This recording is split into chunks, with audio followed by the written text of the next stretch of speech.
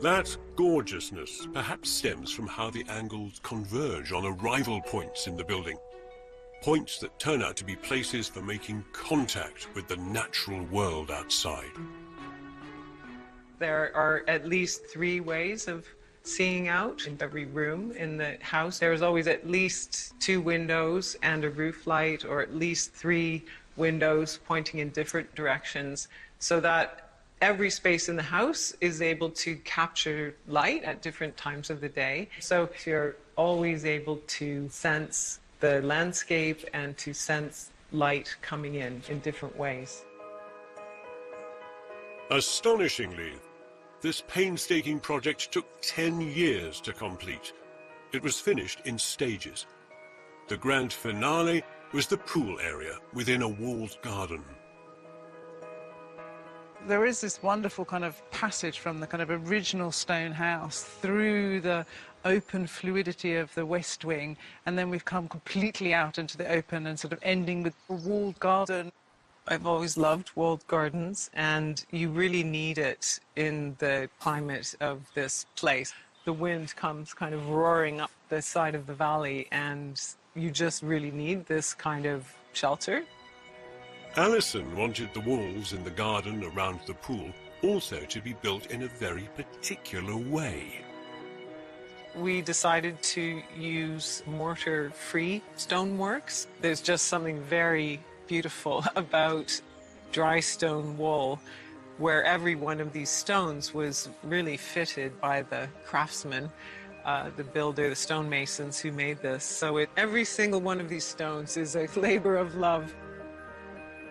It was certainly a labor of love for the mason who had to select and fit each stone, like making a jigsaw as you go along. Architecture like this does not come cheap. But then, House on the Hill exudes excellence. It's designed with an obsession with geometry and built with a commitment to craftsmanship. This house is full of surprising contrasts. There's lots of things that shouldn't really work here, but they do. And that's entirely because of the detail and precision of the architecture. And that's what makes it so exciting and energizing. Will it be the water tower, Thunderbird's rocket launcher among the barley fields of rural Norfolk? House within a house, the 1950s eyesore that was transformed by its 21st century wrapper. Peel Tower House. On the outside, a dark, medieval, fortified tower. On the inside, a light, modern, welcoming home. Harbour House. The beachside home that's ready to kick off its heels and get real. Or House on the Hill. A house with few walls and even fewer right angles, but so much flow. Amin Taha, chair of the judging panel, has the verdict. So you've shortlisted 2 buildings. Which is the first? The Water Tower House.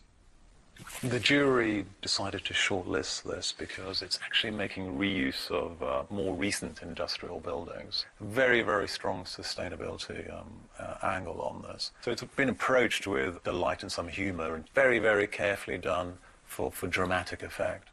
So tell me about the second project that you shortlisted. House on the Hill. I think it surprised us by the complexity of it. A side extension could be a very rigid, predictable box. And instead of using the classical rigid grid, it's more organic to give a slight kink to every part of the grid. I mean, she starts with kind of formal geometry and keeps just removing, adding, shaping it very subtly, very slightly. You end up with quite surprising, interesting results. So the competition continues with Water Tower and House on the Hill making the shortlist. 5 more will join them before we find out who's won the RIBA House of the Year 2021.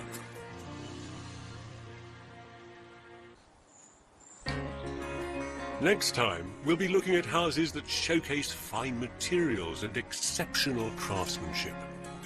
Look at this. This is incredible. 5 more extraordinary homes to take your breath away. You have a tree in the house. That's magical.